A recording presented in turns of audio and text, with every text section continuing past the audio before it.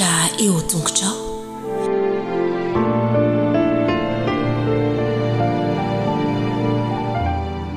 Ampifaliana tokoa no iarahana amintsika indray amin'ity anio ity. Hiaraka hanaraka ity fandaharana ity isika, ny fandaharana mianatra eo an-tongotra Jesosy. Mino izahay fa handray tombontsoa, handray hery, handray zavatra tsara isika mandritra izany fotoana izany. Mananteny izahay fa hanaraka hatramin'ny farany isika tsirairay dia ahita fifaliana mandritra izao fotoana iarahantsika izao.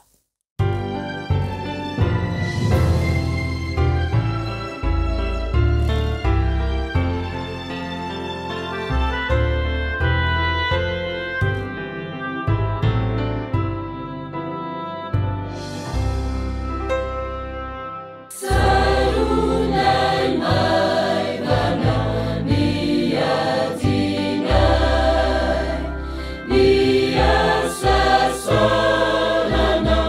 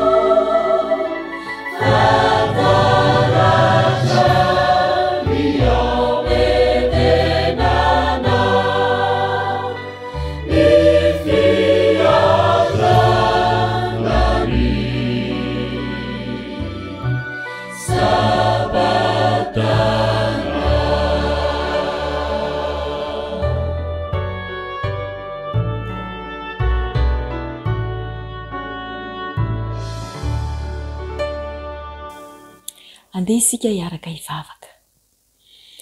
Ry Andriamanitra rainay tsara indrindra sy any an-danitra, atolotra ianao saotra ny derarany voninahitra.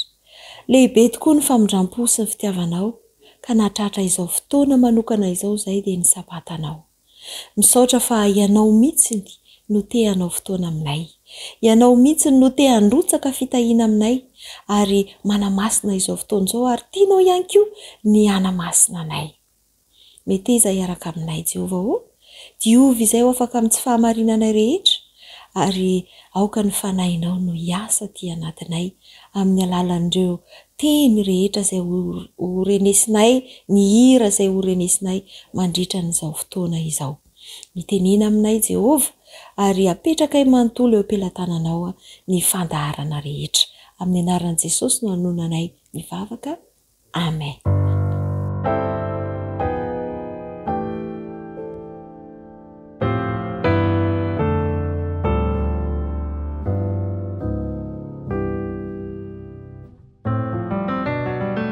Ferdinand sy Anastale no namafy voa tany Amerika Atsimo, izay tsimoka eo ambany fanompoan'ireo misionera hafa mandritra ny taona maro avy.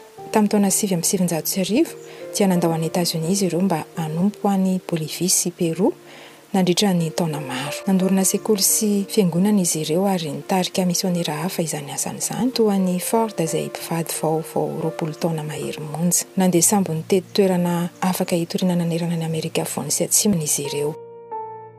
Mandritra izany fotoana izany tany Brésil, Ileo sy Jesse Aliwell dia nanao asa fanompoana ho an'ireo olona nanamorona ny renirano Amazon. Nandany fotoana maro tany amin'ireo toerana sarotra tratrarina izy ireo. Ny Aliwell namorona ny sambo antsoina hoe Luzero, izay midika hoe mpitondra fahazavana. Anatanterana fitoam-pivavahana sy fitsaboana any amin'ireo tanàna manamorona ny renirano ka nitondra fanantenana sy fanasitranana ho an'ny olona. Nandritra ny 30 taona niasany dia tomba nanao 5 ny olona efa nampiana izy ireo. Ny faritra Amerika Atsimo dia ahitana Adventiste amin'ny tamin'ny andro fafito maherin'ny rindro tapitrisy sasany. Maro amin'ireo membra ny fiangonan'ireo no mitady fomba vaovao hatrany hanompon'ny fiarahamonina misy azy. Rehefa lehibe tany Brésil, Jair dia nihevitra azo olona tsy azo itokisana sy mpitondra olana ny olona. Taty aoriana dia nandre mikasika ny afatra Adventiste izy ary nanapa-kevitra ny hanolotra ny finoan'i Jesosy. Rehefa nanaiky an'i Kristy tamin'ny fiainany, Jair dia naniry ny ampiasa ny talentany hanampiana ny hafa. Tadidiny ny fiheveran'ny olona azy ary namorona fomba vaovao izy mba hanomezana fanandramana hafa sy tsara kokoa ho an'ny ankizy eo amin'ny fiarahamonina misy azy. Manana toerana fanamboarana bisikilety i Jair. Ny antso ireo ankizy avy amin'ny fiangonana misy azy eo an-toerana i Jair ary nampirisika azy ireo hanasa ireo namana mpiarahamonina aminy hitaingina bisikileta. Ankizy 30 mahery no nandray anjara. Nambarin'ny Jair ny bisikileta tota ary nomeny an'ireo ankizy tsy nanany izany. Nantsoin'izy ireo hoe sakaizan'ny bisikileta ilay hetsika. Nanomboka nanao izany izy ireo isaky ny alahady ary lasa fahazarana ny mianatra baiboly taorian'ny fiarahana mandeha bisikileta. Vokatr'izany dia nisy ankizy roa natao batisa ary misy 3 hafa efa vonan'olotra ny finoan'i Jesosy. Ankehitriny matoky an'i Jair ny olona ary fantany faniovy izy. Ireo olona nanankiana azy tamin'ny fahatanjahany ihany ankehitriny no mandefa ny zanany sy ny zafikely no any amin'ny toeram-piasan'i Jair mba handray anjara amin'ny fandaharana. Ohatra iray monja amin'ny fandraisan'ny membre amin'ny kafanampo amin'ny faritra Amerika Atsimo ny hoe membre rehetra mandray anjara amin'ny fanapariana ny afatry ny fanantenana amin'ny olona manodidina azy ireo i Jair. Mivavao an'ny ity faritra iray eto amin'izao tontolo izao ity sy ireo fomba ampiasain'Andriamanitra mba hanentanana ireo membre ao hanao ny asany.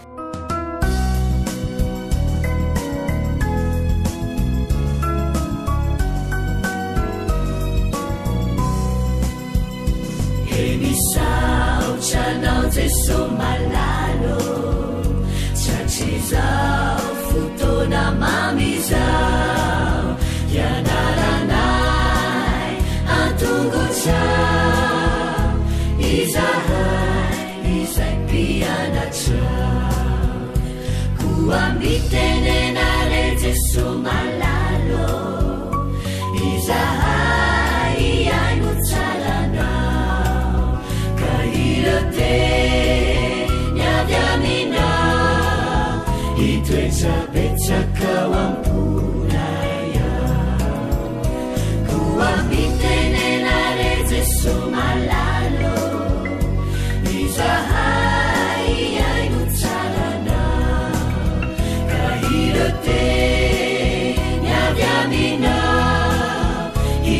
betsabetsaka amponaya irateny avy amina itoetrabetsaka amponaya.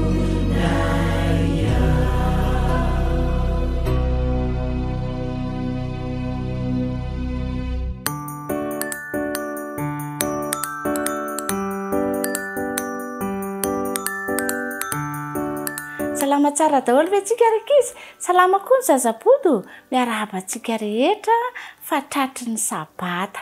Ny lohatenin'ny lesona ny anarantsika nandritra ny herinandro tadidinareo sofina miaino. Fa andao aloha hiaraka hivavaka hisaotra an'Andriamanitra dia akambana indray ny tanana, ahondrika ny loha dia akipy ny maso. Andriamanitra misaotra anao indray zahay fa tratra n'izao sabata mahafinaritra izao. Hiaraka amerina ny tantara ny anarana nandritra ny herinandro izay dia omeo fahendrena mba ho zaza endry tena mpakatoa amin'ny anaran'i Jesosy. Amen. Sofina miaino, izay ilay lohateniny. Ny tsy anjery andao tonga dia hiaraka amerina. Isa, roa, telo. Mitenena Jehova fa miaino ny mpanomponao. Bravo! Amin'ny Samuela 1:7-7 indray misy ny tsy anjerantsika dia petraka tsara daholo indray ary. Arao tsara ny tantara, miaraka amerina daholo sika rehetra.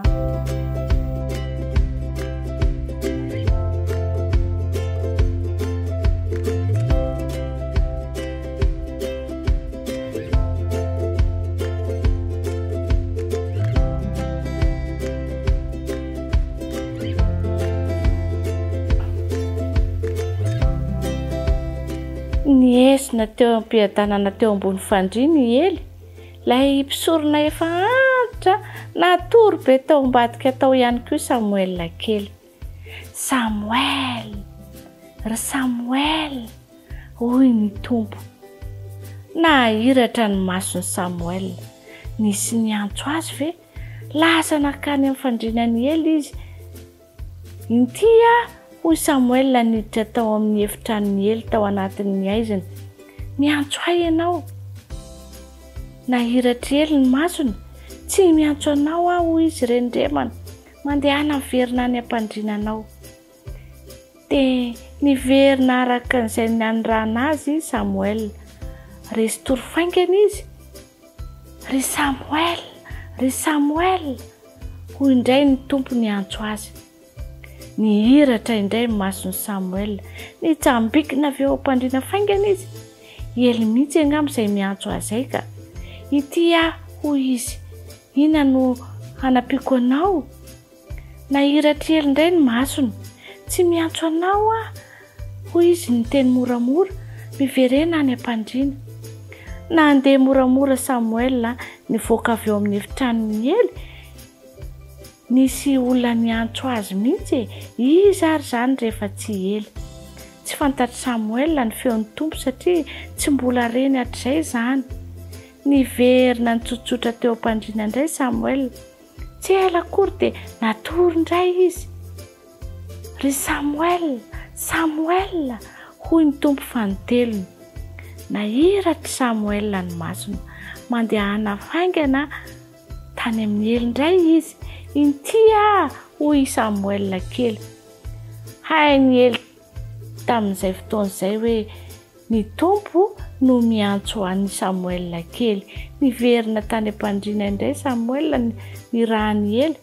Fa raha mbola miantso anao izy dia lazao hoe mitenena Jehova fa miaino ny mpanomponao.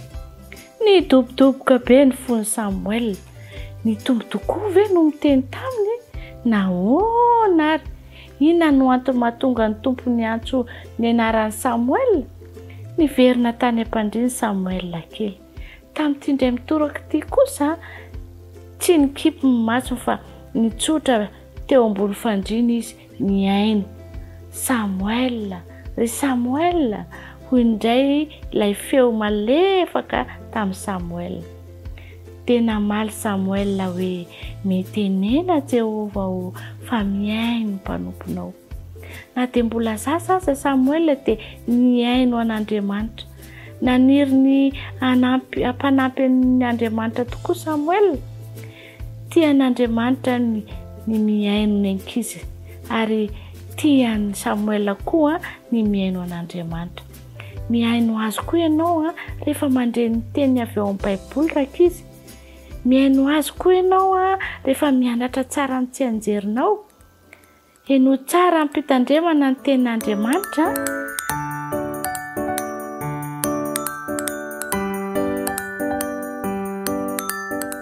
Amin'ny fofeny fifaliana indray rankizy namako ny ara-pako anareo tratry ity sabata mahafinaritra ity hiaraka merina eto ny lohahevitra fahatelo ary itsika izay manao hoe fanampiana ho an'ny naona.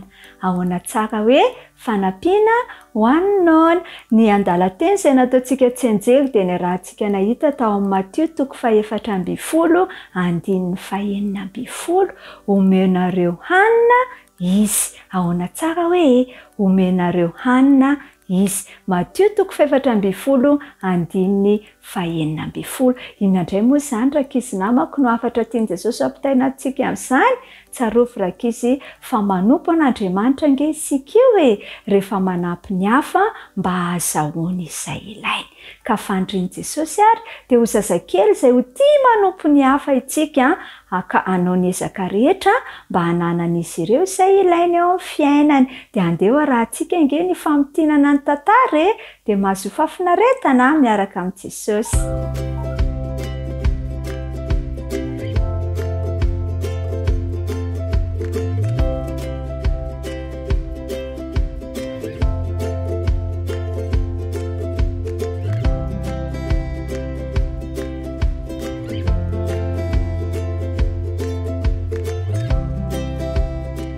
Efa mba naona ve ianao? Ahoana ny fahatsapanao ny tenanao rehefa naona? Misy zavatra azonao atao hanadinoana ny anohananao ve? Nankafizinao fatratra ve ilay zavatra nataonao any ka adinonao fa naona ianao? Ny tantarantsika dia momba ny olona 5,000 naona. Andao jerentsika hoe inona no niseho tamin'izy ireo? Tsy kely velively ny zavatra nataon'i Jesosy tamin'izy namahana ireo olona mihoatra ny 5,000. Nisy vahoaka marobe ny vory hiaino an'i Jesosy ny toriteny sy hijery azy hanasitrana amin'ny marary. Ny toriteny nandritry ny ora maro Jesosy. Nizara ny fitiavan'Andriamanitra tamin'ny olona. Nanomboka ho atoandro ny andro ary vetivety foana te tonga ny hariva. Mbola tsy nitsahatra ny toriteny ihany Jesosy ary dia naneno ny kibonona ireo olona maro dia maro. Reraka sy naona ihany koa ny mpianatra. Jesosy hoy izy ireo, asaivo mody daholo ny olona, tsy misy sakafo eto, azon'izy ireo atao no miverina raha-pitso. Reraka sy naona ihany koa Jesosy, saingy mbola misy zavatra be dia be tiany holazaina amin'ireto olona ireto, sady mbola nisy olona maro tokony hositraniny.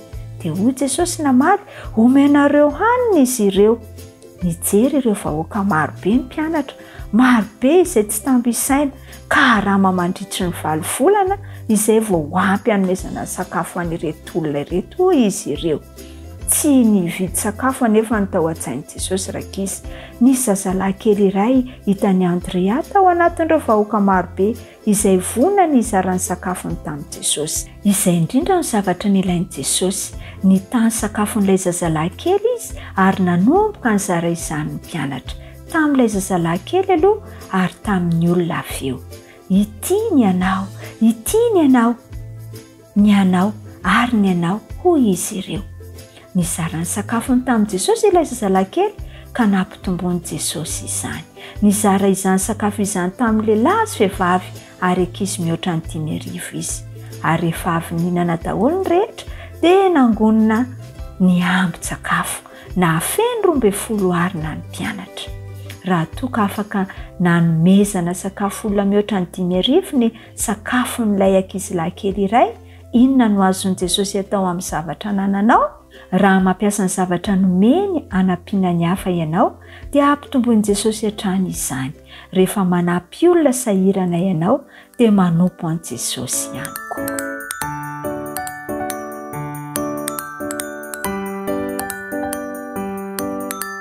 Ampifaliana tokoa no iarabanantsika tanora, iaraka merina indray isika izay ny anarantsika nandritry ny herinandro dia lesona fahatelo izany. Tadidi ny lohateny a, tsy misy firindrana intsony. Ndao ataony tsenjery ary fa mino fa efa mahay tsara daholo e. Amorony fo madio ao Andriamanitra io, ary avao zy orina marina ny fanahiko ato anatiko. Salamo 1:20. Hitantsika tamin'ny herinandro fa niaina tanteraka tao anatin'ny fahasambarana sy ny fiadanana, tao anatin'ny fifaliana tanteraka ireto ray aman-drenitsika, ireto zavaboary, olombelona izay namboarin'Andriamanitra ho tsara indrindra ireto. Ary tamin'ity herinandro ity isika dia nahita ny zavatra niova. Tanteraka sy tonga lafatra tokoa isika ny namoronan'Andriamanitra ny Adama sy Eva, ary tsy mba nanana fironana hanota izy ireo. Fa sainga izao, indray andro dia tonga i Satana nampiasa ny menarana izay biby tsara tarehy indrindra tamin'izany mba hampiditra tao anatin'izy ireo ny voan'ny tsy fankatoavana. Nanova ny toetran'izy ireo ny fiovana tamin'izay, satria nanota izy ireo, nandika ny didin'Andriamanitra izy ireo, dia niova ambany toetrany. Tamin'io ny fotoana voalohany nidiran'ny fitiavan-tena tao amin'izy ireo. Tao alohan'izao tokoa mantsy dia samy mitsimbona ny andaniny avy ny ankilany, ny fampitsimbona izy ireo, mijery izay mahasoa ny hafa.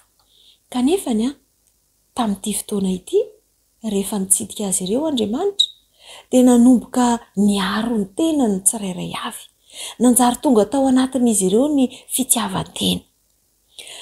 Nanomboka tamin'io fotoana io ihany koa dia nanjary nisy tahotra izy ireo, nisy fisalasalana, niova tanteraka ny toe-po sy ny toe-tsain'ireto olombelona voalohany ireto. Tsy navelan'Andriamanitra ho amin'izao nefa, satria rehefa tafiditra tamin'izy ireo fahotana dia lasa nitoy tsy afaka intsony aty amin'ny taranaka manaraka. Name fanozonana ho an'izy ireo Andriamanitra noho ny vokatry ny nataony ihany, ary tsy nijanona hatreo fa nanomana famonjena ihany koa Andriamanitra dia niavian'ny mpanavotra izay hanafaka an'izy ireo amin'ny izao aratsiana izao. Ny nahatonga n'io zavatra rehetra io zany rehefa jerena ny fototra dia ny ady teo amin'ny tsara sy ny ratsy. Ary Andriamanitra dia nampanantena fa tsy maintsy ho resy ary efa resy mihitsy ny ratsy. Dia mangataka antsika Andriamanitra mba hiandany aminy mandrakariva, mba hahatonga antsika handresy ilay ratsy dia tanteraka indray ny teny fikasan'Andriamanitra ao amin'ny fiainantsika. Ny lesona izay nianarantsika nandritry ny herinandro zany dia nanampy antsika hampahafantatra fa tao aoriana ny fahalavon'ny Adama sy Eva dia nanjary voapetin'ny loto ilay endrik'Andriamanitra tao anatin'ny olombelona, satria noforonon'Andriamanitra tahaka an'Andriamanitra zany ny olombelona, fa rehefa nanota izy dia nanjary voapetin'ny loto izay toetran'Andriamanitra izay. Manampy antsika ihany koa iny lesona iny ahatsapa fa voaharo rehefa miaraka amin'Andriamanitra, rehefa miaino ny feon'Andriamanitra, rehefa mifanampy ihany koa, rehefa mamely ny fahavalo dia tsara ny mifanampy sy mifanohana.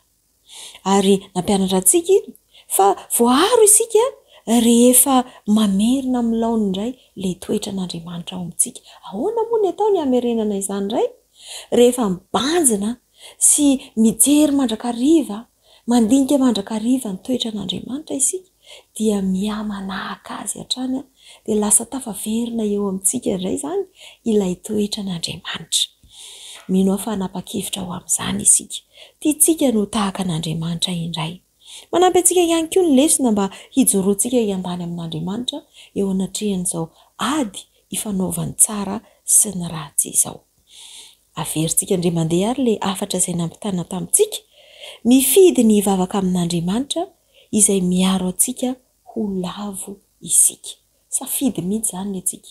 Nomena safidy malalaka ny olombelona, tsy natao robot fa manana ny safidy. Dia izao entanina isika mba hisafidy malalaka ny hivavaka amin'Andriamanitra satria izy no miaro antsika tsy ho lafo.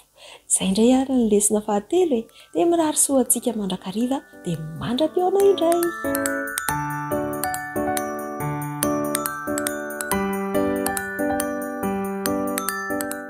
Amin'ny fifaliana no iarabanan'ny tanora mantoanto rehetra, iarabanantsika rehetra ihany koa nahatratra izao fotoana izao izay amerenantsika indray ny lohahevitra fahatelo izay nianarantsika nandritra ny herinandro iny, izay mitondra lohateny hoe miatrika ny fahatserovan-tena ho meloka sy ny tahotra. Miatrika ny fahatserovan-tena ho meloka sy ny tahotra. Ny tsenjery dia amin'ny Salamo 7:1. Tao hoe raha tsika mamerina izany. Jehova ny fahazavako sy famonjena, iza no atahorako? Jehova ny fiarovana mafy ho an'ny aiko, iza no angovitako? Fahatserovan-tena ho meloka. Inona tokoa moa izany hoe fahatserovan-tena ho meloka izany? Ny ohabolana malagasy dia misy teny toy izao hoe aleo enjehan'ny omby masika toy izay enjehan'ny eritreritra. Dia izay indrindra ilay fahatserovan-tena ho meloka. Rehefa nisy fahadisoana iray nataonao dia manaraka anao eny foana iny ary misy voka-dratsy eo amin'ny fiainanao. Nahitsika tao anatin'ny lesona tao ny tantaran'ny Soa. Izy dia efa nanitenenina tao an-trano mba tsy hikitikitika entan'olona. Kanefa nafinaritra azy nijery ny kasinehany reniny dia nijereny mangamanga mafinaritra ilay izy dia nanaovany avy eo. Ary rehefa nanaovany dia voasaringitra ny zavatra ary rovotra ilay izy tamin'izay fotoana izay. Ny vahaolana hitan'ny Soa dia nandeha nanary izany kasine izany ary nafeniny tamin'ny reniny izany ary toy ny hoe zavatra very rehetra.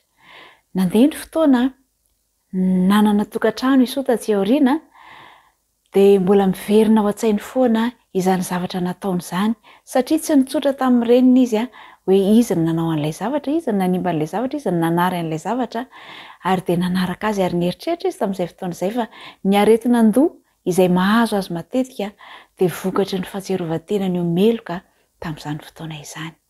Izany indrindra tokoa ny zava-misy rehefa manao fahadisoana anankiray isika ka tsy miaika ny amin'izany fahadisoana izany. Izao tokoa mantsy rehefa manoto isika dia zavatra roa no mitranga.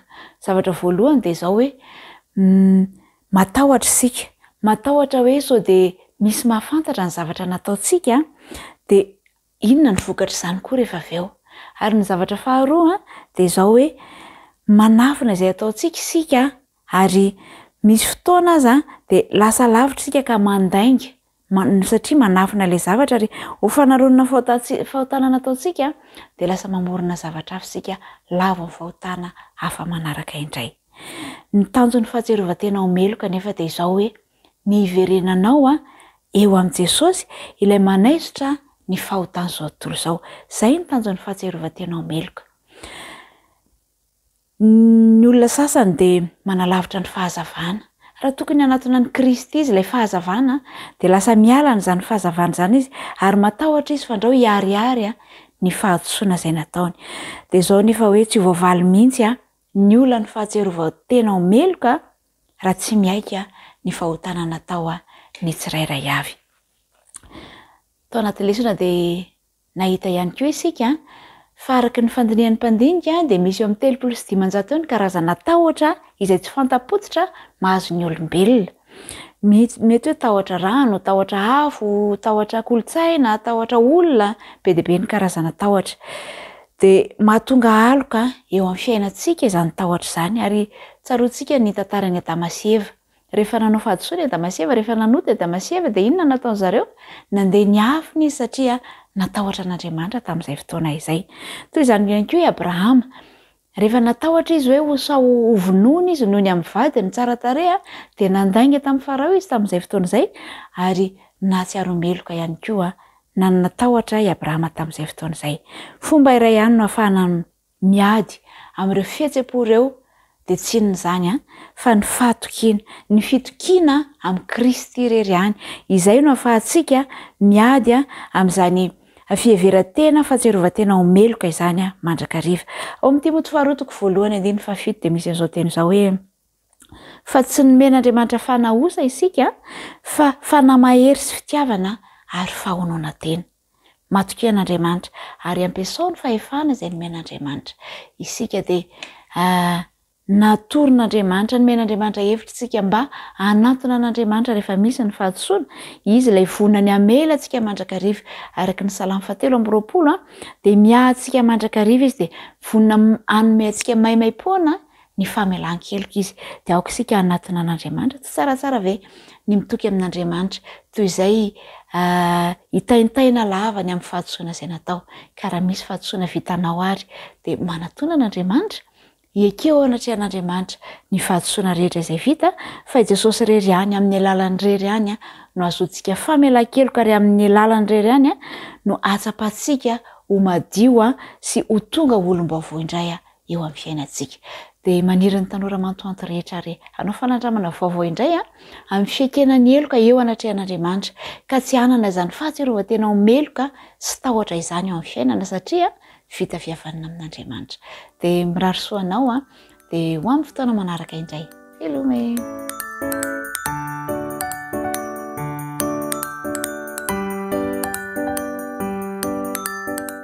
Dia faly hatrany ry zatovy namako miaraka amintsika amin'izao fiaraha-mianatra sy mandinika ary koa mamintona ny tenin'Andriamanitra izao. Mirabatra sia ary manasantsika anaraka ny famintinana ny lohahevitra no sady maniry ety am-piandohana mba afaka hanao fanandramana ianao. Satria nahoana raha tsy handramantsika ny tenin'Andriamanitra izay ianarana toy izao dia zava-poana ihany tsy misy dikany mba hanao fanandramana ane isika rehetra.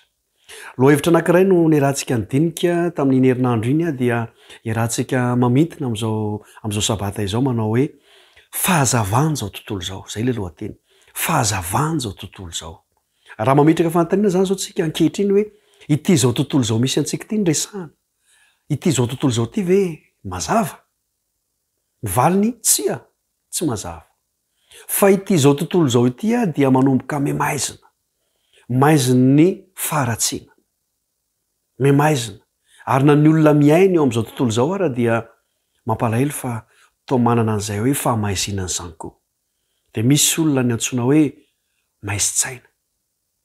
Tsy mba misy zavatra mazava mihitsy ny ataony fa toa kiafinafina, maizina. Fahazavana izao tontolo izao. Zany hoe mila fahazavana zany ity izao tontolo izao ity ary izao indrindra no lazain'ny Salamo. Salamo 9:5 dia toy izao ny voalaza anisan'ny andinin'ny fantatsika ihany izy ity satria mahakasika ny Baiboly. Salamo 9:5 dia izao ny voalaza hoe fanilo ny tongotro sy zay indrindra fanazavana ny lalako ny teninao. Fanilo ny tongotro sy fanazavana ny lalako ny teninao. Zany hoe ity izao tontolo izao ity zany dia maizina. Zay ny resahantsika teo. Maiziny faharatsiana, maiziny adalana, tena ao anaty maizina tsika. Ary ny akamaroan'ny olona rehefa ao anaty maizina dia miraparapa. Raha tsy efa midona tsy tonga saina. Ary maro amin'ny olona amin'izao fotoana izao no midona etsero, midona atsy. Tsy mahita fahombiazana satria nahoana tafaroboka ao anatin'ilay hoe izao tontolo izao maizina. Ny vahaolona omeny tenin'Andriamanitra dia ity. Fanilo ny tongotro sy fanazavana ny lalako ny teninao. Ny tenin'Andriamanitra zany no mitsilo antsika. Raha teo tafavoaka zany ianao eto amin'ity izao tontolo izao ity dia tsy misy afa-tsy ny fifikiranao sy ny fitondranao ilay fanilo manazava teny Baiboly. Ary zay ny tombontsoa antsika zany izay miara-mianatra ny tenin'Andriamanitra ankehitriny. Mitsilo antsika ny Baiboly. Ny tongotritsika izay mandeha ny Baiboly no mitsilo dia fantatsika hoe apetrako ato ny tongotro, esoriko ato ny tongotro. Tsy androso na hoe tsy embotra satria ilay Baiboly no manazava fanilo mitarika ny diantsika rehetra. Farany dia izao. Raha ny Baiboly ny fanilo, rehefa zohina kaikaiky lalindalina kokoa dia ianao mihitsy kay ilay fanilo. Ianao mihitsy koa ngeka ilay tenin'Andriamanitra. Rehefa feno ny tenin'Andriamanitra isika dia isika ihany koa dia lasa fahazavana. Lasa fahazavana ny amin'izay toerana misy antsika. Satria ianao mety tsy ary afaka hitondra Baiboly amin'izay ale rehetra. Fa ianao mihitsy no epistily. Zay no ilazan'ireo apôstôly azy. Isika mihitsy no epistily velona, azon'ny olona vakiana. zany hoe na tsy manana baiboly raha ny olona rehefa mahitanao dia ozy ny olona hoe tenin'andriamanitra ny olona iny a kristianina iny olona iny ary rehefa tafahoana ka misy zavatra maizimaizina na any am-pianarana na any am-piasana na eny amin'ny fiarahamonina dia rehefa eo ilay zanak'andriamanitra dia mialy zany aiziny zany a mazava ny zavatra rehetra ianao zany dia fahazavana any amin'ny toerana izay misy anao ka raha maizina izao tontolo izao miteza ianao ho fanilo ho toy ny baiboly tsy afaka ho fanilo nefa ianao raha tsy mifikitra n'ilay tena fanilo dia ny tenin'andriamanitra ka ny fiarahantsika mianatra toy izao zany a dia mamolavolanao lasa fanilo ihany koa ka raha tsy te hiraparapa ao anaty aiziny ianao dia tohizo ny fianarana ny tenin'andriamanitra ary raha tianao no mba ho fahazavana zao tontolo izao dia avoay ary ampianaro afafazo amin'ity zao tontolo izao maizina ity ny tenin'andriamanitra tokony ataonao zany toy izay raha toka fity nandraimbava ny loha hevitritsika ary dia anomezina fotoanantsika ao manaraka dia manaova fanandramana ary ampiasao ny baiboly dia meteza ianao ho fanilo velomarsia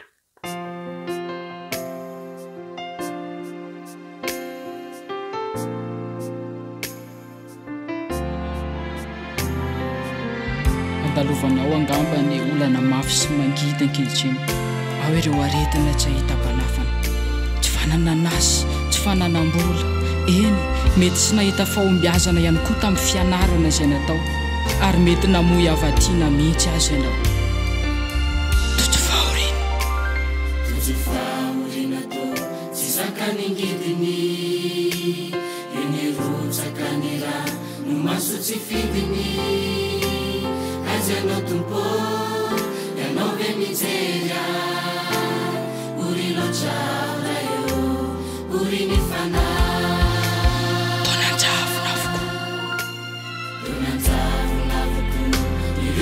saina ni darazukania ninachumaraina nilanotumpo rayotereua sisefatianaonavus kadomitala etiavivinkiana asakivaro namako maheresa fa ny tompo eo anilanao amahy ireo olonatoankeza aza mitomany fa ny tompo vonina hitantana ny fiainanao atrano aza mierikerika intsony fa efa natolo ho anao reny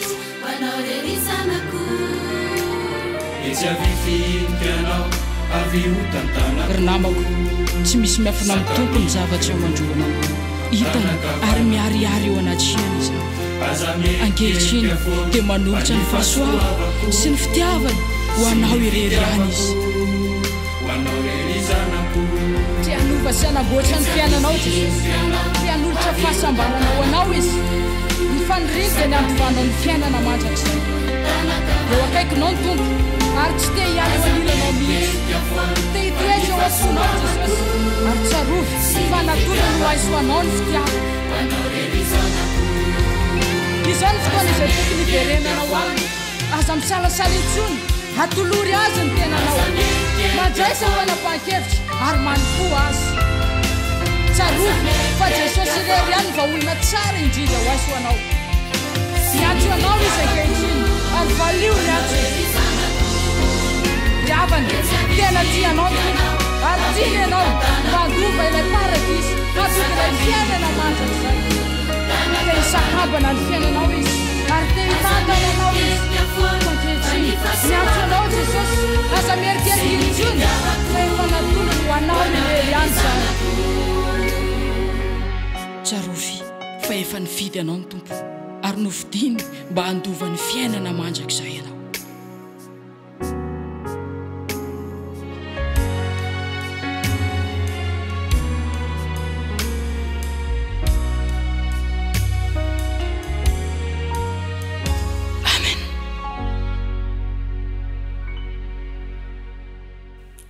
mamerina ny arahaba ho antsika rehetra indray ary eo anatin'ny famerenana ny leson'ny tanora zokiny indray isika kehitriny tao anatin'ny telovolana isika tao anatin'ny telovolana dia miresaka ny amin'ny hoe fandiniana momba ny sabata ary tamin'iny herinandro iny dia niresaka tsika ny amin'ny fandiniana momba ny lalàna ny toko fototra dia ny Deutéronomie toko 1:1 ka hatramin'ny fahasivy ary asaiko ianao amerina ilay andinina izay novidinao mba ho atao tsenjery. Eny ary rehefa viverinao izay dia andeha jerentsika ireo inona no zavatra nyresahan'ny lesona nandritra izay herinandro izay. Niresakintsika ny amin'ny hoe fehezan'ny lalàna. Ny zavaboary rehetra dia misy lalàna amin'ny fiazy avokoa. Ninonninona dia manaraka izany lalàna izany ary manaiky izany lalàna izany ny zavaboary rehetra. Misy ihany koa ny lalàna ny hoe tsy maintsy midina izay miakatra. Rehefa hiakatra ianao dia efa tokony mieritreritra hoe ahoana ny fomba hidinanao indray. Fa raha tsy mieritreritra ny fomba hidinanao ianao dia mety ho sendra zavatsarotra na sendra ny zavatra mampidi-doza ao anatin'izay. Fa ny fiarahamonina ihany koa, ny fitondram-panjakana ihany koa dia misy lalàna izay mifehy azy ary mba hampirindra tsara ny fiarahamonina dia tsy maintsy misy lalàna mifehy izany fiarahamonina izany mba tsy ho hisy ny gaboraraka na ny fanjakan'ny baroa ihany koa. Dia ilay Andriamanitra izay namorona ny zavaboary ihany no namorona ny olombelona ary izy ilay nanome ny lalàna ho an'ny zavaboary no nanome lalàna ho an'ny olombelona ihany koa mba hahatonga fifaliana, mba hahatonga antsika hirindra ao anatin'izany lalàna mifehy izany.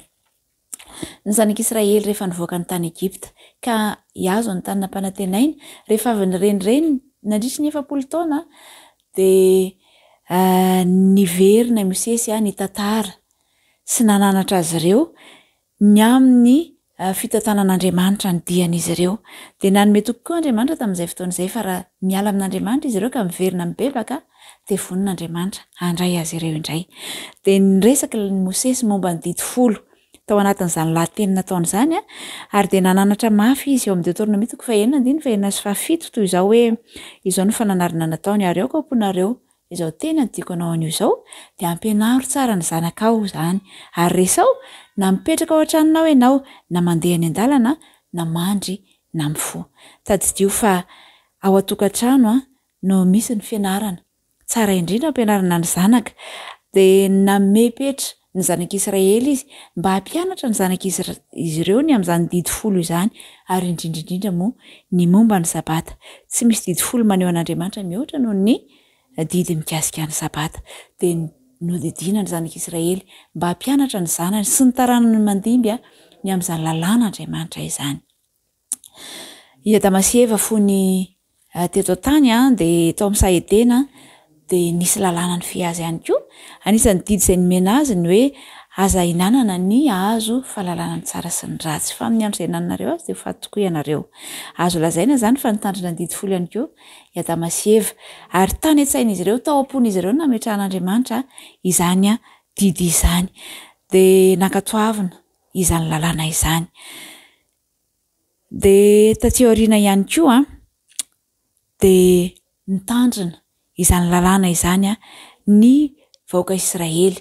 Marina fa teo anelan'elan'izay fotoana izay dia adino izany lalàna izany ary izay no nahatonga an'Andriamanitra amerina indray izany lalàna izany teo an-tendrombohitra Sinay ary no hazavain'i Mosesy fa ny mahasoa antsika ny fitandremana izany lalàna izany, tombontsoa antsika ny fitandremana ny lalàna izay nomen'Andriamanitra ho an'ny zanak'Israely. Dia izao no teneniny eo amin'ny 15 amin'ny Deutéronomie 9 hoe ary fehezo ho famantarana ao amin'ny tananao ireny ary aoka ho fefy fampatserovana eo amin'ny andronao. Fa maninona moa no hoe eo amin'ny tanana satria ny tanana no miasa be, aoka ny tanana hifady ny ratsy ary izay ny antony nametrahana azy hoe ataovy eo amin'ny tananao ireny.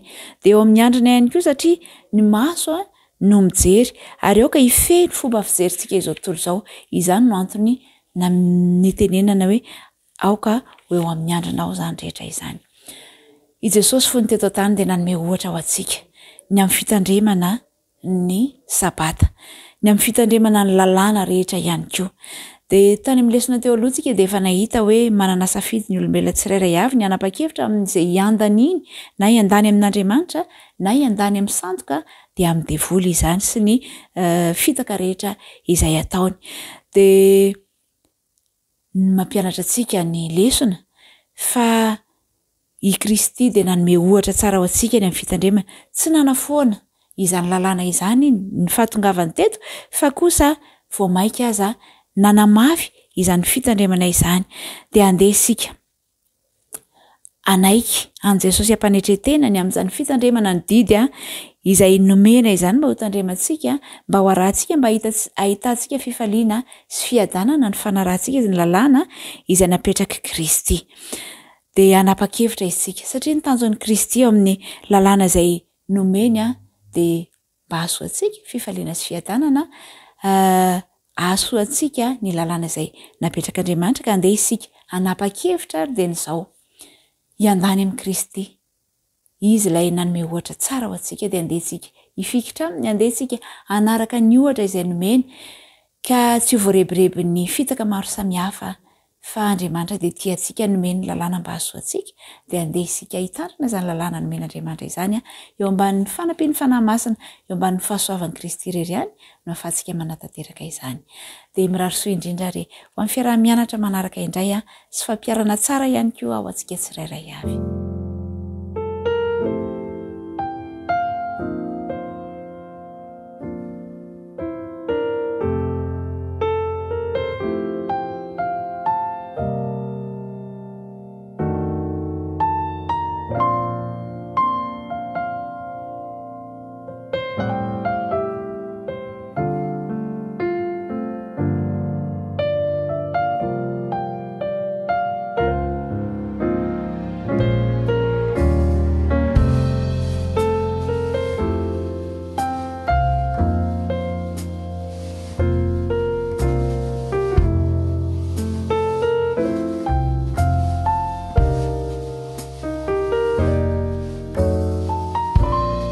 Faly miarabantsika rehetra indray amin'izao fotoana sarobidy afahantsika mianatra ny ten'Andriamanitra izao ary fotoana ihany koa hanovozana hery amin'ny toejavatra amintsika ankehitriny izao.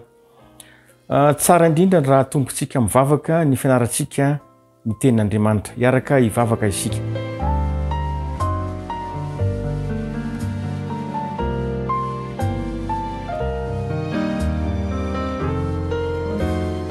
Tompo masina sy tsara indrindra ny an-danitra misaotra satria manana fotoana izay narina ny teninao amin'ny teny ity. Metezanao ombanay tsirairay avy hiteny ary ampahery amin'izany fianarana ny teninao izany. Amin'ny anaran'i Jesosy. Amen.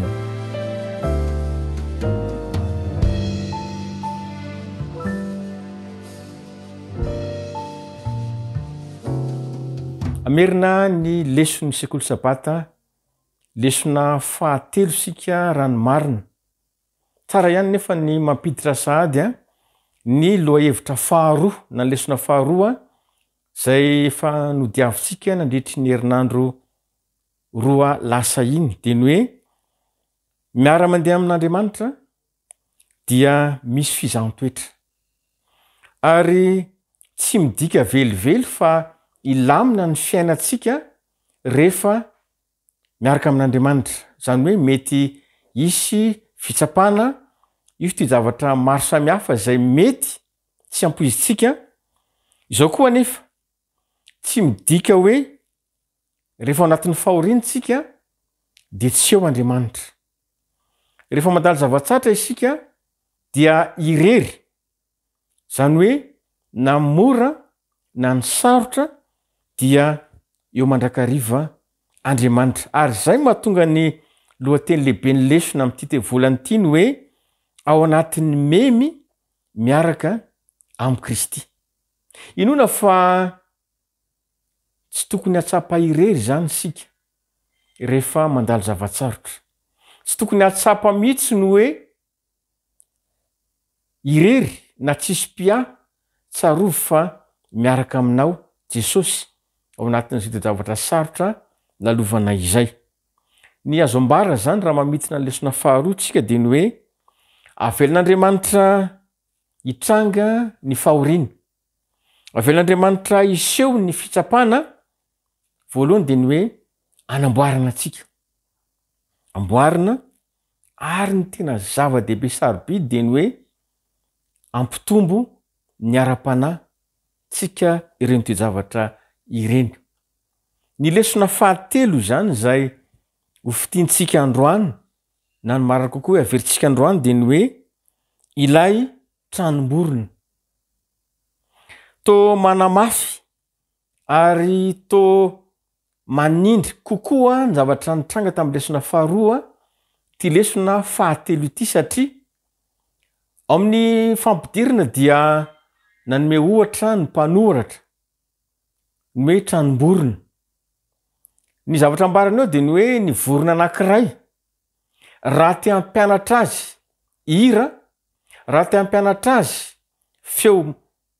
feomborona ianao dia atao anatin'ny aizina zany hoe le tranony mihitsy zany no ampidirana ao anatin'ny aizina mba ahafahan'ilay vorona mifantoka amin'ilay fampianarana ary mahafinaritra dia izao rehefa ataontsika ao ilay vorona dia mora aminy mianatra ny ampianarantsika rehetra ary rehefa aveo ary dia azonao taony mamerina ny ampianarantsika fa raha toa kosa ka avelantsika amin'ny fotoana toerana anankiray izay malalaka mazava le izy dia tsaroa fa variana na tsy ahay mihitsy zavatra ampianarantsika ilay vorona fa ny feo any ivelany zavatra mitranga any ivelany no ifantohan'ny sainy zany no fampidirana amin'ity lesona fahatelo ity le hoe ilay tranomborona zany hoe amin'ny fiainantsika ara-panahy zany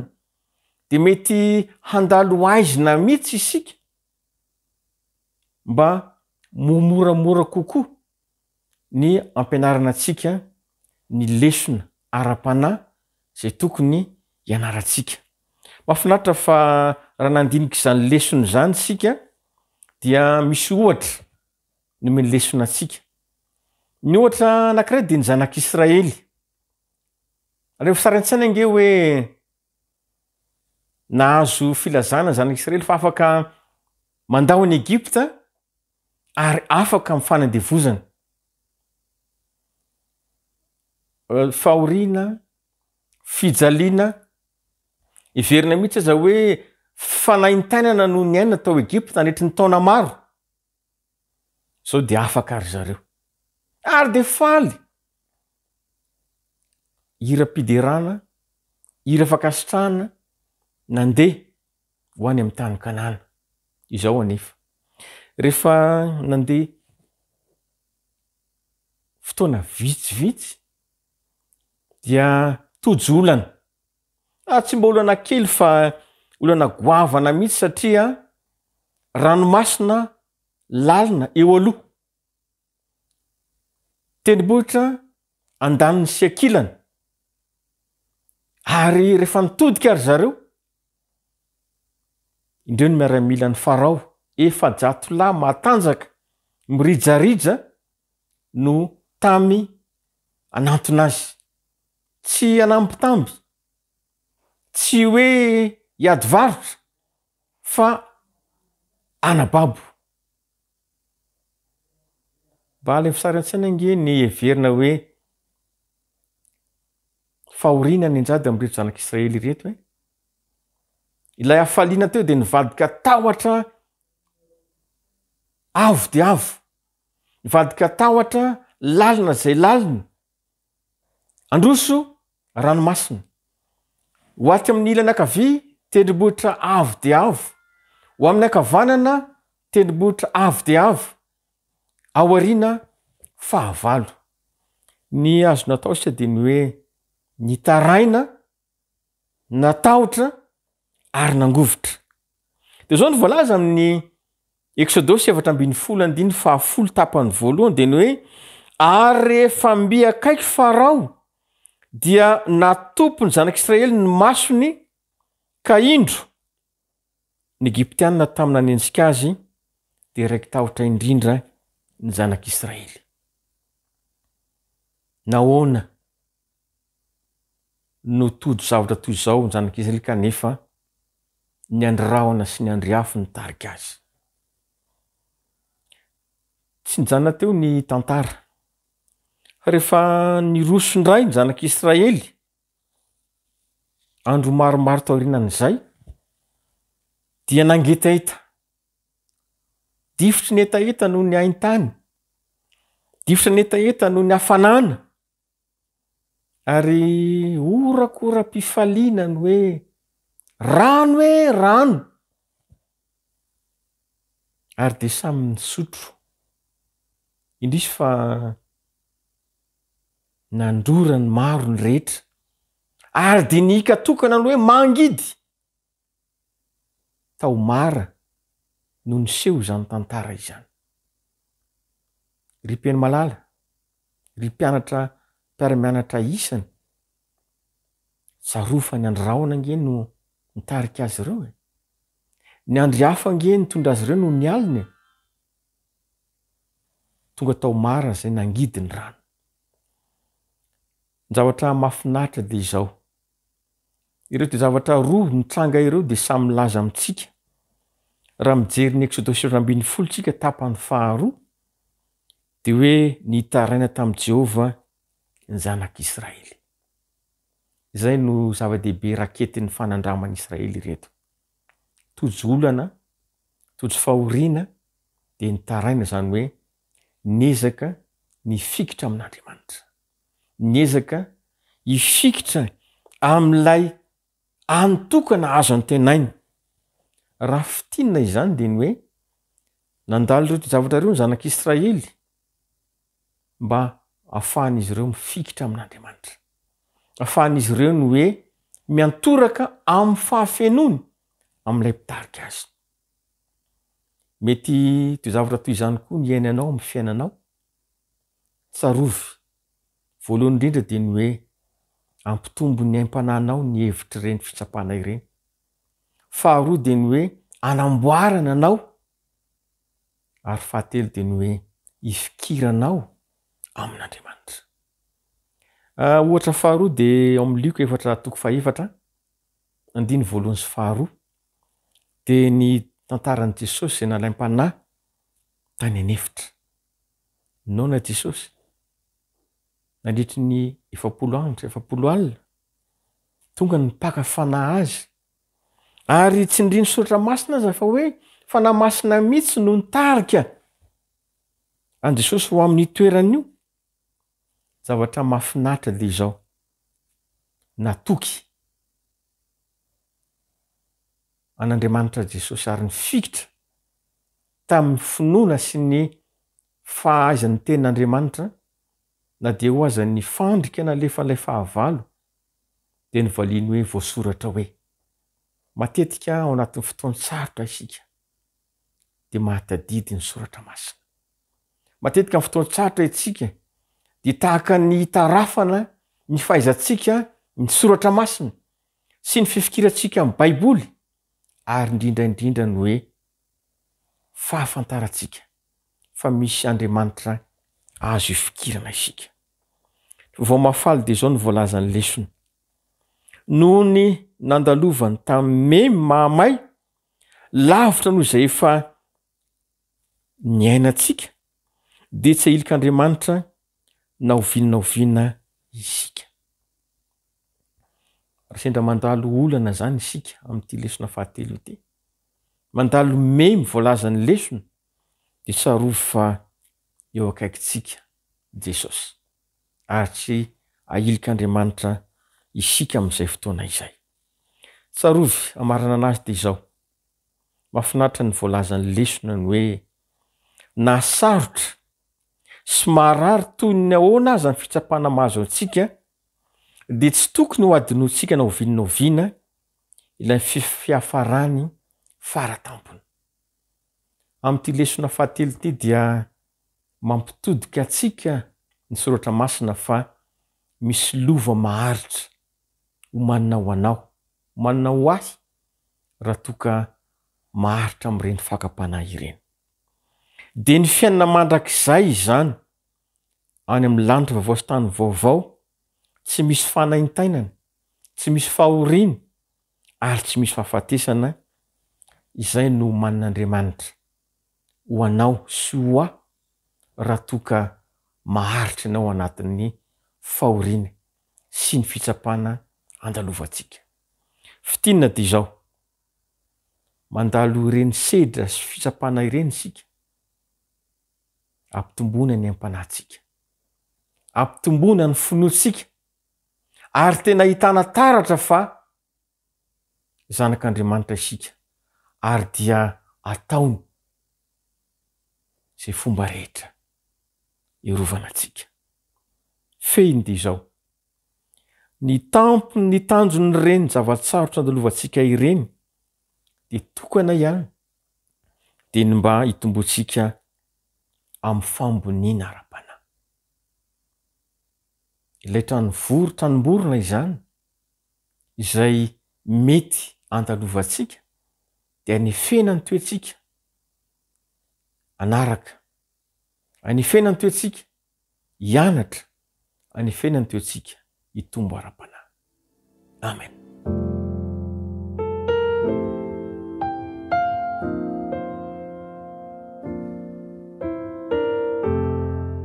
Indesika hanao ny fanatitry ny sekoly sabata, raha tsy aivina dia ny hoe entsika mampitombo ny sahan'asa maneran-tany zany fanatitra izany. Entsika mampely ny afatra ho amin'ny faritra rehetra izany ary ny fandraisan-tananatsika, fanoloran-tenantsika ary fahafoizan-tenantsika amin'ny fanolorana no mahafaly an'Andriamanitra ao anatin'izany fotoana izany. Ary dia manasanao ara ho amin'izay isika dia isy feonkira ho rahantsika amin'izao fotoana sarobidy izao.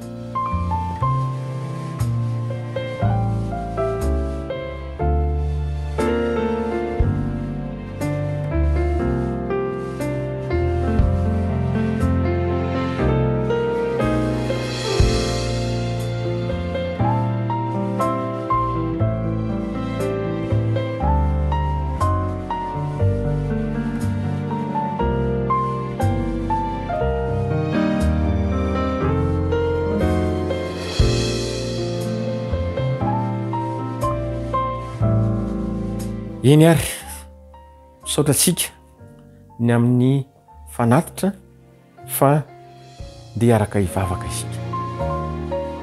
Misaotra Tompo ny amin'ny fotoana sarobidy nomenao anay, nafahanay nandray lesona ny amin'ity lesona fahatelo ity, na mba ahafantarinao anay fa ao anatin'ny fotoana sarotra indrindra dia anamboatra ny fiainanay ianao, anamboatra ny momba anay rehetra ianao ary ampitombo ny ampananay.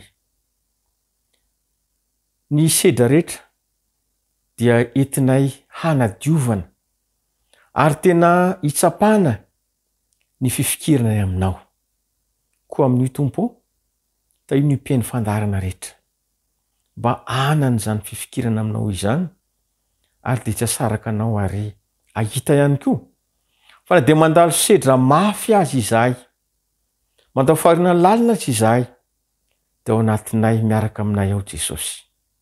Ampahery, ampitraka ary ampitodika fa misy fanantenana sy lova maharitra ao aorianan'izao.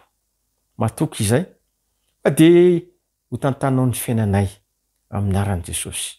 Amen.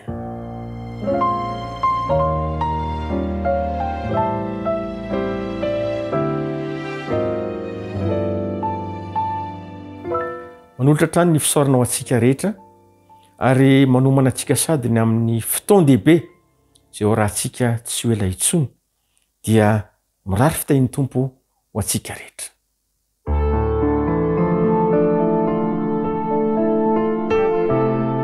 Mianatra eo an-tongotrao.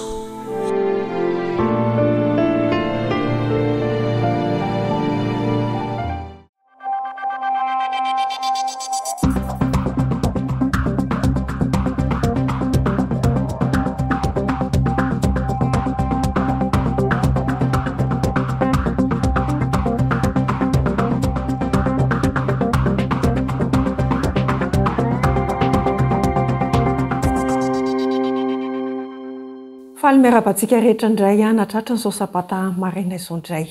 Isaorana mandrakariva Andriamanitra satria ny famondrapony irery ihany mbola ahafahantsika mifampiaraba amin'ny alalan'ny izao fotoana amin'ity sabata maraina izao. Mbola ao anatin'ireo fandaharana izay araka ny nizarina tamintsika hatrany am-boalohany izay mampahafantatra sy mampahatsiahy ny toerany ministerany fahasalamana eo anivony fiangonany vahoakan'Andriamanitra amin'izao andro farany izao.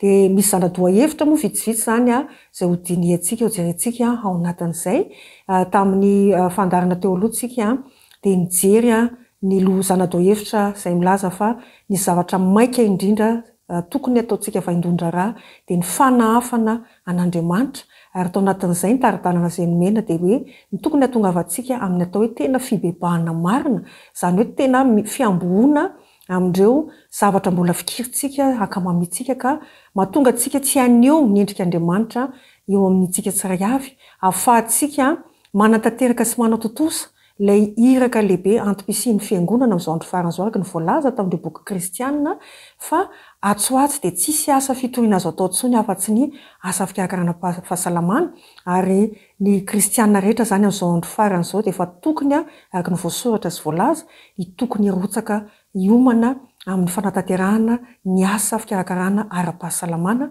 ho famonjena fanahy araka izay nataony Jesosy ilay modelitsika.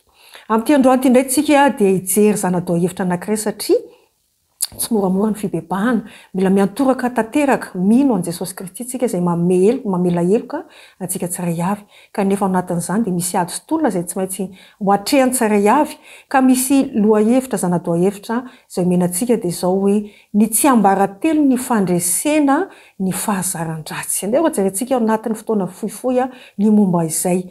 Izao ny voasoratra hoe ny famaritana ny atao hoe fahalalana onony dia tahaka izao fahafahan'ny saina mandray fanapahan-kevitra tsy miankina amin'ny fahazarana na le hoe impulsion. Raha lazaina amin'ny teny hafa dia hoe fifehezan-tena. Izay zany natao hoe famaritana amin'ny heviny anankiray natao hoe fahalalana onony. Misy psikology malaza anankiray atao hoe Baumeister dia nilaza toy izao: ny tsy fahaizana mifehy tena no olana voalohany maneran-tany. Ny tsy fahaizantsika mifehy tena no anton'ireo olana voalohany rehetra iairantsika eo amin'ny fiarahamonina maneran-tany. Ary moa tsy izany tokoa ve no miseho rehefa mijery ny fiainantsika tsiray avy tsika sy izay hitantsika eo amin'ny manodidina antsika. Andeha raisitsika ohatra ny resaka tensiona tosi-drà avo. Ny ankamaroan'ny olona anie dia mahafantatra fa ny anton'ny fiakarany tosi-drà ny mahatonga an'izay ka na dia fantana ara izany zavatra izany, ny zavatra rehetra izay mety efa nanimba amin'ny fahasalamany na manimba amin'ny fahasalamany ary mbola nimba amin'ny fahasalamany dia mbola toy izany ihany ireo fahazaran-dratsy, ohatra toy ny fisotroana kafe. Dia mipetraka amin'ny fanontaniana hoe inona ro mahatonga an'izany? Mazava ho azy fa ny tsy fahaizana mifehy tena, ny fandraisana fanapahan-kevitra izay miankina amin'ny fahazarana. Ity ihany koa ohatra hoe misy ohatra anankiray fantatra mazava tsara ohatra amin'izao fotoana izao ary eken'ny manam-pahaizana siantifika fa azo atao ny misoroka ny aretin'ny lalan-drà amin'ny fo. Ary nisy mihitsy ary ny famelabelarana siantifika izay natao mahakasika izany tamin'ny taona 1990. Raha tokony izy ara zany dia tokony hiena ny olona voany ny aretin'io ny fosiny lalan-drà io ary tsy tokony ho isan'ireo aretina mamono olona betsaka indrindra ntsony eto ambony tany izany raha izay ny zavatra nisy. Kanefa dia tsy mampiova zavatra amin'ny fahalalana hoe ity na ity no misoroka ity aretina ity, hoe raha nisy izay famelabelarana ataon'ireo siantifika izay dia tsy nampiova mihitsy ny fahalalana izany eo amin'ny fitondran-tena ny olona anankiray nahoana satria tsy manana fahaizana fetena intsony ny olona, tsy mahalala onony fa mandray fanapahan-kevitra araka ny fafinaretana tadiaviny fa tsy ny fahasalamany. Ny manarak'izay koa ohatra betsaka fotsiny ireo betsaka no azo resana, be tabe ireo ohatra azontsika resana fa raha azontsika atao ny mamany olona ny tsy fahalalana onony ny tsy fifehezan-tena dia betsaka ny olana iva. Misaotra an'Andriamanitra nefitsika fa miresaka momba anazy io ny Baiboly ary tsy olana vaovao ity hoe tsy fifehezana fahaizana mifehy tena ity fa efa olana nisy hatramin'izay. Jereo nge ny ambaran'ny apôstôly Paoly izay voalaza amin'ny Romana toko fa 10:17 ny fotoana moa voafetra fa manasa antsika hamaky ampifantoana amin'ny fotoana milamina ny an-trano fa izao ny voalaza atao hoe tsy te hanao zavatra ratsy ao izy ny apôstôly Paoly ary zavatra tsara no tiako atao kanefa dia ataoko foana ilay zavatra ratsy na dia fantako ara ilay izy fa ratsy aza izany. rehefa tsy manana fifehezantena izao sy ianao dia miafara amin'ny faratsiana izay karazany zany ary anisan'izany a ny aretina ranofa sy ny aretina ra-panahy isan-karazany. Ka ahoana raha zany no atao mba hananana izany fifehezantena izany atao mpamaranana? Manaiky ny siantifika fa ilaina ny fitsipika sy lalàna mba hananana izany fifehezantena izany. Inona avy ireo lalàna voalaza ireo? Voalohany indrindra dia misy ilay atao hoe zéro tolérance na ilay atao hoe abstinence na amin'ny teny malagasy dia hoe fifadiana tanteraka amin'ny fotoana rehetra ireo zavatra izay fantatra fa tsy mahasoa. Ny tepoka faharoa, ny lalàna faharoa dia izao: fananana lalàna avy amin'Andriamanitra. Tsy olona mivavaka nefa no mahita an'ireo lalàna ireo mahita an'izany fikaroana zany, fa rehefa nataony ny fanadihadiana dia tsy maintsy ny sotro ny tsotra ny amin'ny zavatra hitany izy. Rehefa mino zany isika hoe avy amin'Andriamanitra, na rehefa mino ny olona anankiray avy amin'Andriamanitra ny lalàna anankiray sady masina, dia tena manampy ihany koa izany. Ny lalàna manaraka dia izao hoe mila manana tanjona mendrika izao sy ianao. Ary ny fahaefatra dia izao: mifady ireo zavatra rehetra izay manimba ny fiasan'ilay lobe frontal. Io moa zany dia efa izay nazo an'io formation fifoazana io tamin'ny fiangonana tany amin'ny toerana maro samihafa dia mahafantatra hoe ny lobe frontal dia ny fitoeran'ny sitrapo, ny fitoeran'ny fahaizana mandanjalanja, ny fitoeran'ny zava-panandry indrindrindra. Ka ny zavatra rehetra izay manimba ny lobe frontal io zany dia tokony ho fadiana. Ary ny farany dia hoe fany ambony indrindra amin'ireo tsy ambaratelo rehetra ireo izay voalaza ireo zany izay manampy amin'ny fanana fifehezantena sy ny fahalalana oniny dia ny fitiavana manao sorona ny tena. Ny fitiavana manao sorona ny tena izay ho jerevantsika indray zany amin'ny fandaharana manaraka amin'ny sabata ho avy izao. Dia mirary ny fifaliana sy fiadanam-po antsika tsiray amin'ireo amin'ity sabata ity ary ny voninahitra ho an'Andriamanitra irery ihany. Amen.